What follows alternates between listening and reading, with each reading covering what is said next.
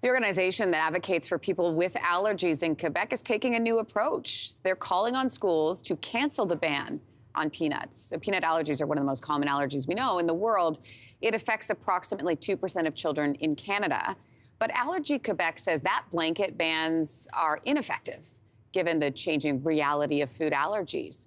With more on this is Jennifer Gertz, Executive Director of Food Allergy Canada. Good morning to you. Good morning. What do you make of this idea? Well, I think ensuring that every child is safe at school is the goal of every teacher, it's the goal of every parent, it's the goal of allergists across the country.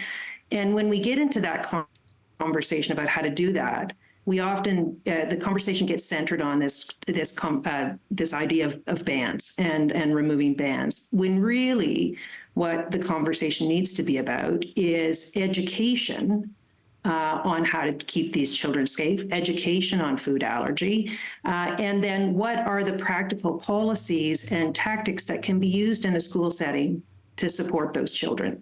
There are currently 9 food groups that account for all allergies, other foods like eggs, dairy, for example. The argument that you shouldn't just ban the one food item, it's more than that now. So what do you think about that view?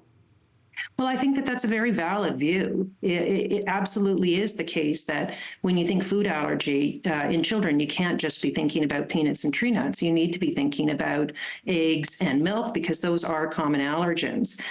So again, it's stepping back and saying, okay, what is the comprehensive approach that schools need to take to help these children stay safe?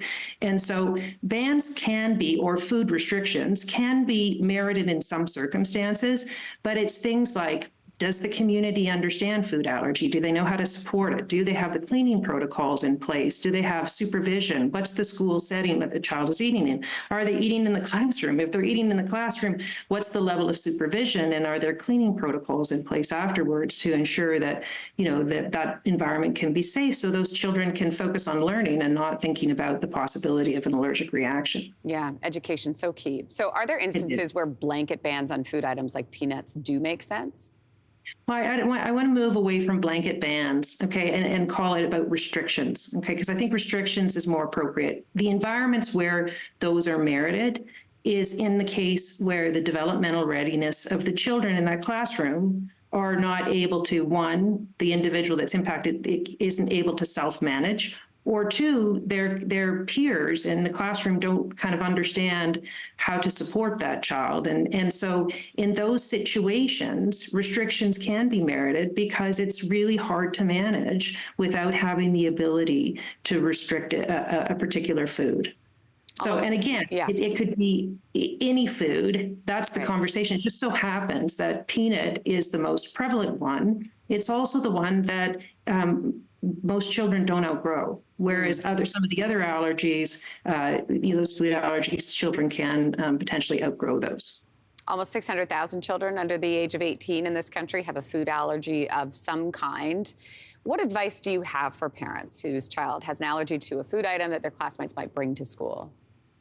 So I think the first thing they need to do is before the school year is sit down with the administration and the teachers to be able to have a conversation around what their child's allergies are, agree on an emergency plan. That should be in place across every school in Canada.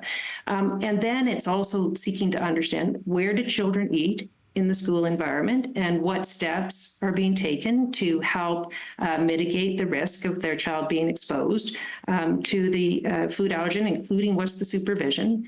And then it's also thinking about preparing your child when they're developmentally ready to carry their own EpiPen. Remember that it's hand washing is important, not to share food, only eat the food that they've been sent with from home, and knowing how to identify a reaction. So those are things that parents can do. But having that initial sit down and collaborate on an approach that works for the school setting and that works for your particular child is really important. Makes a lot of sense. Collaboration and education. Jennifer Gertz, thanks for being here today.